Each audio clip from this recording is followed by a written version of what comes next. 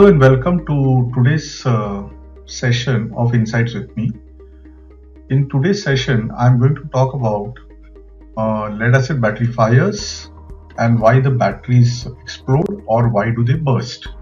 There are a few reasons why such a thing can happen, and some of the main reasons I have listed down. They are clogged vent holes in the vent plug, or an external shorting and overcharging, infrequent and insufficient top up of water, which has to be done on a periodic basis, or it can be due to a static electricity which is causing the sparks, or it can be due to smoking in the battery room, or a loose terminal connection, or improper maintenance. We'll go over all these points in detail one by one, but I've initially listed in this slide all the reasons which I could think of as being the possible reasons for battery fires, bursting, and explosion. So we also have abusive usage of the battery, incorrect battery, charger or accessories, or exposed flames in the area where the batteries are being charged, improper ventilation, or internal shorting. Now, internal shorting is mainly due to a manufacturing defect and rarely due to some mistake which can happen during maintenance. Now, let's go over all these points one by one. First and foremost, let's talk about clogged vent holes. Now, a battery is comprised of many cells, and these cells have something known as vent holes which are closed using vent plugs. Now, these vent plugs have small holes in them for the exit of gas which is generated when a battery is being charged. Now, these gases escape through the vent holes of the vent plugs.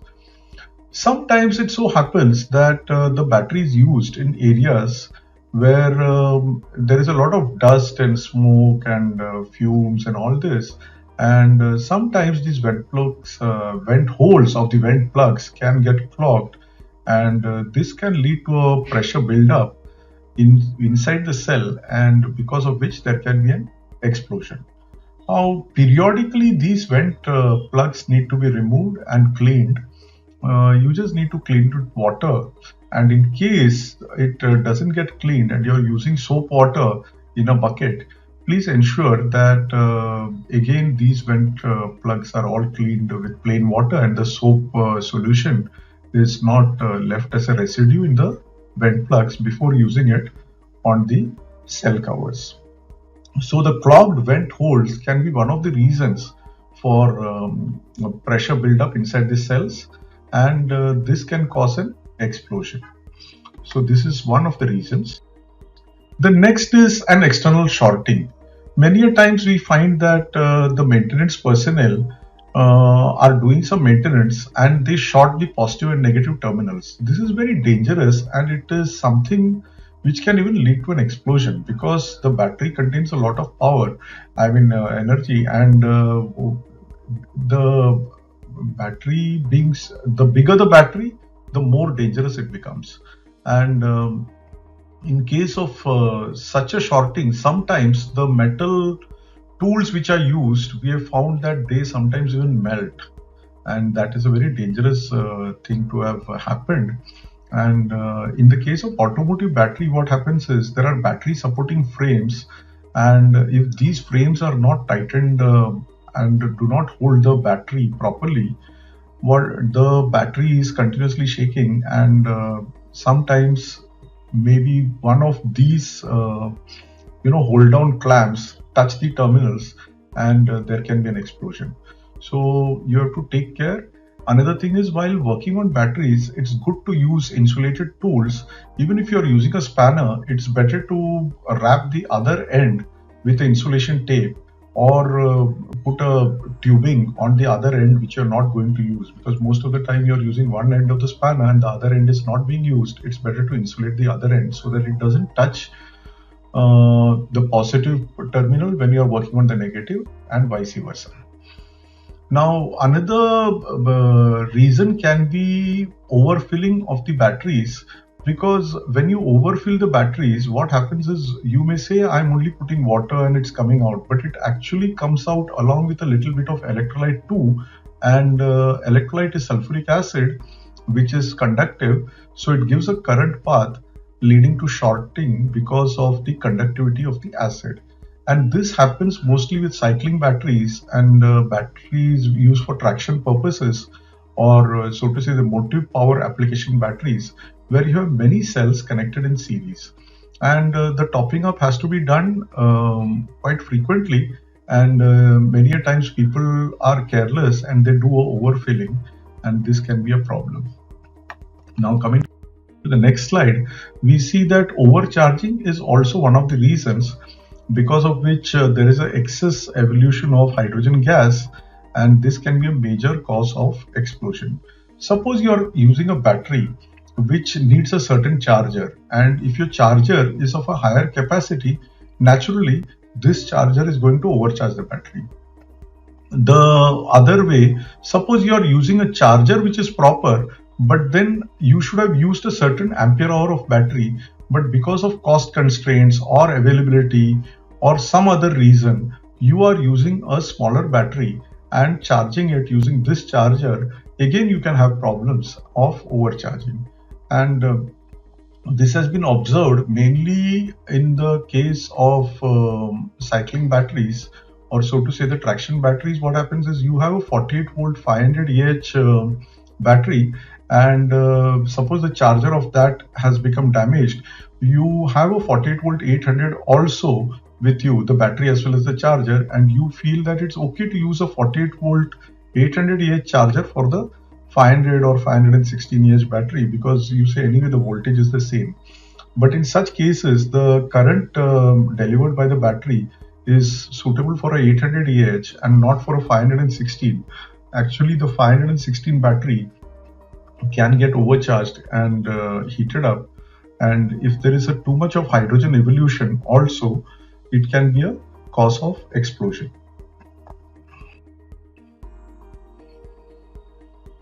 Now, infrequent or insufficient water top-up can also be a reason for a battery exploding or bursting. In such cases, if the battery is too much heated, it can also, catch fire. What happens is every battery, especially this has been observed in the cases of traction batteries, every battery contains a lot of cells. Now all these cells need to be watered. Sometimes people are, the maintenance personnel, they are going on topping up, and in between one or two cells are not topped up, either by mistake or because of some interruption in the activity which they were carrying out. So suppose there are 24 cells in a 48 volt battery. You have topped up about 11 cells, and then you either are called by your superior, or you have some other interruption, or maybe a phone call coming in or something like that, and you leave the battery, go away, and then come back and you start topping up. But then you don't top up the 12th and 13th cell, you top up from the 14th to the 24th cell.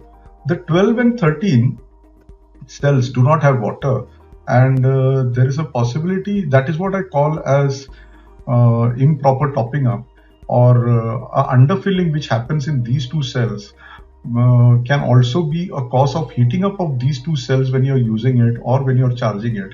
And this can create a problem of heating up of those two cells and not the other cells which have been topped up, and you can have heating up of these particular cells, and probably even a bursting or a fire in these cells which are underfilled. To avoid this possibility of improper topping up or infrequent topping up or underfilling of the battery, automatic water filling systems are available, and these may be used by the battery users, especially in organizations and industries where maintenance is not very easy because they have a lot of such batteries. So we find these problems come up more in the industrial segment compared to the automotive battery. The reason is automotive battery in most of the cases are low maintenance types or maintenance free, and in cases where they do need to be filled also, they are usually topped up or leveled and checked during the vehicle servicing. And those batteries are not cycled on a daily basis, because of which they don't need water as frequently as deep cycling batteries, or batteries which are used for e-rickshaw purposes or golf carts, or for traction purposes. Now we come to static electricity. Static electricity can produce sparks, and in case these sparks are generated in areas where there is more than 4% hydrogen concentration. Now, when a battery is being charged, hydrogen and oxygen both are liberated. But what happens is, when the hydrogen level goes beyond 4%, it so happens that it can form a explosive mixture, and in that case, if there is a spark due to even static electricity, you can have a fire or an explosion.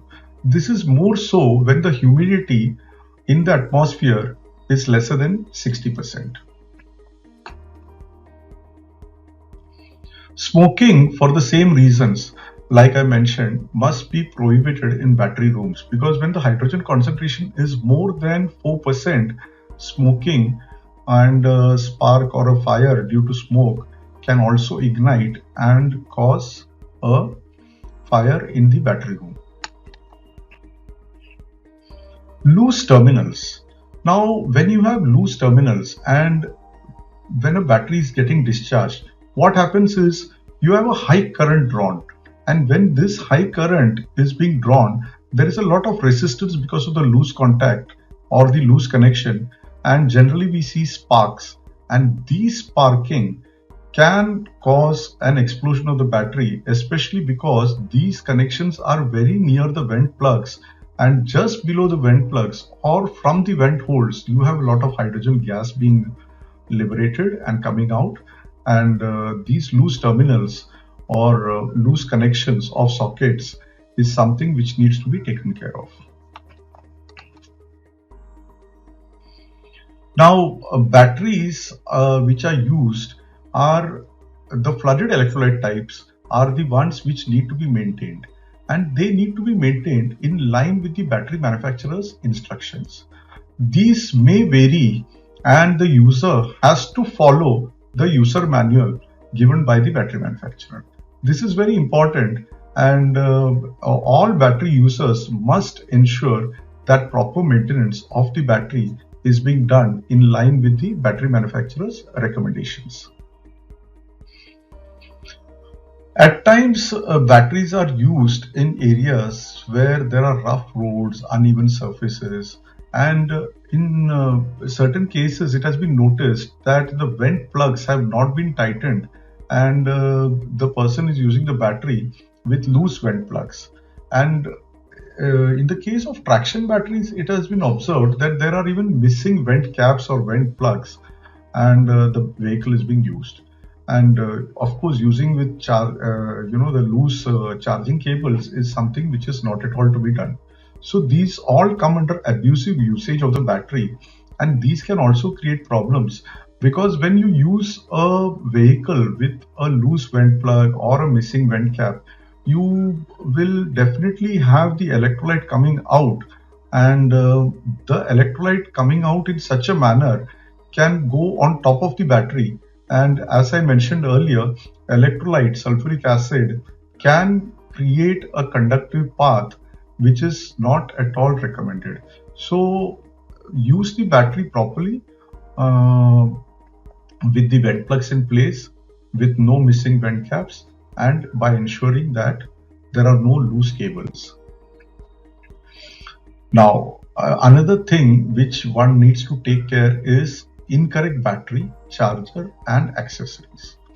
Now, when I mention incorrect battery, as I mentioned briefly earlier, suppose you have a requirement for a particular vehicle.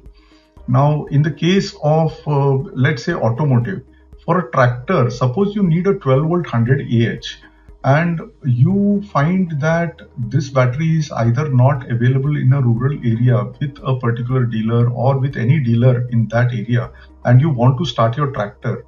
Well, it is possible to use a 12 volt 75 or a 12 volt 60 Ah also, but then this is not recommended because your charger system is made for a 12 volt 100 Ah. But many a times, even the dealer says, because of the urgency, he says this battery is not going to come for another 3 weeks, and I suggest that you use a 12 volt 75 instead of a 12 volt 100. This should not be done. A similar thing happens with traction batteries also.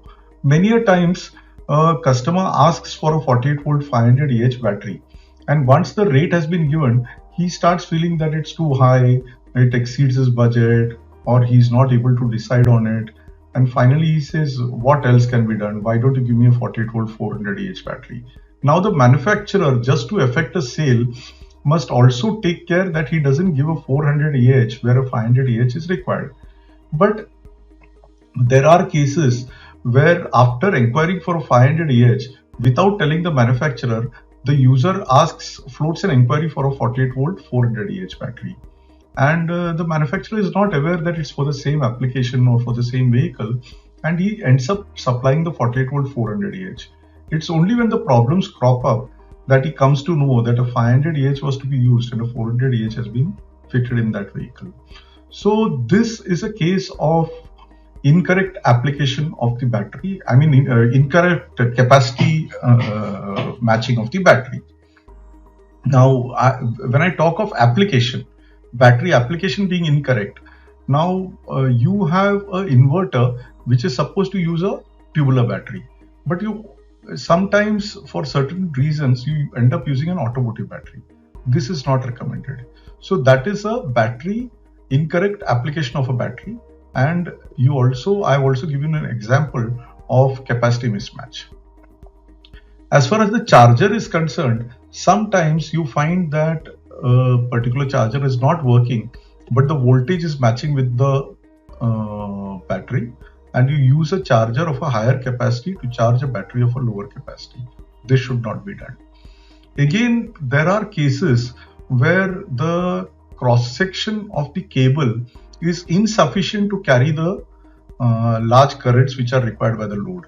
So suppose you have a 48 volt 800 Ah battery and the cable of that has got damaged due to some reason, maybe a physical misuse or something like that, or the cover of the battery has come and cut the cable, and you have another battery of 48 volt 500 Ah which also has the same length. So you end up removing the 800 Ah battery cable and keeping it aside and using a 500 Ah battery cable for this 800 Ah. Now, the cross section of the 500 Ah, if it matches with the cross section of the 800 Ah battery cable, it's okay. But if it's a smaller cross section, especially when you're using it for a lifting application or something like that, then the battery doesn't work properly. This is because the cable cross section is insufficient to carry large currents.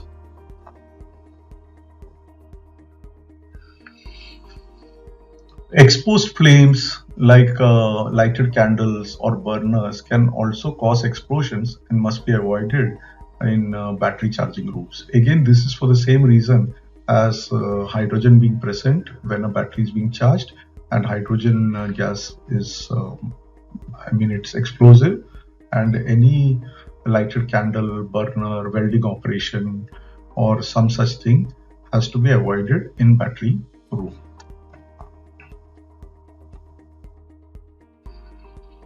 Improper ventilation. In case the battery room does not have a proper exhaust and the battery is charged in areas where you have a closed room with no ventilation or no windows for the gases to escape, you'll have problems of hydrogen concentration exceeding 4%, which is not recommended, and it is not good to have a room with improper ventilation when you're charging batteries or charging the battery plates in the case of a battery manufacturing setup. Internal shorting. Now, this is, so to say, I've taken it as a last reason. The reason for taking it in the end is an internal shorting is a manufacturing defect But in case a battery is having a manufacturing defect, it will manifest itself within 10 to 15 days generally of usage of the battery. But in case you're finding that your battery is having a problem of fire, bursting, or some such explosion, it is not due to a manufacturing defect, because this has happened, say, about 6 months, 1 year, or 2 years of using the battery. So the major reasons can be only maintenance or improper usage or abusive usage and all that. But with a view to covering all the reasons, I have shown the internal shorting as also one of the reasons for explosion of the battery. But this generally is due to a missing separator or a lead run at the time of assembly. In case there is a premature shedding of active material, also this can happen. But all these, like I mentioned, will happen within about 15-20 days of start of use of the battery.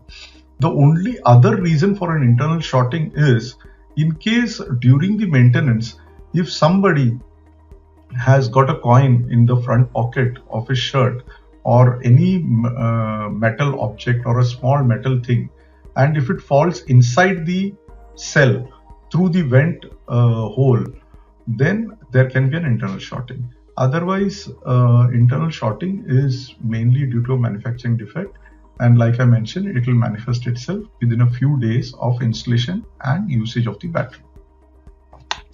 Now, in the case of sealed maintenance-free batteries, one more reason is there, which is a faulty pressure release valve.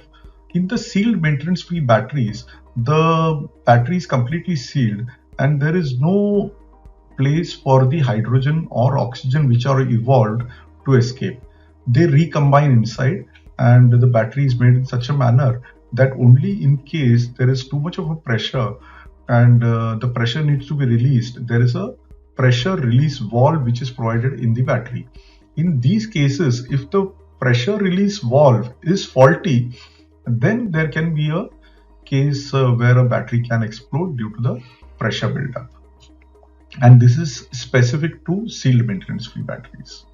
And I think I have covered all the points due to which a battery can explode or burst or catch fire.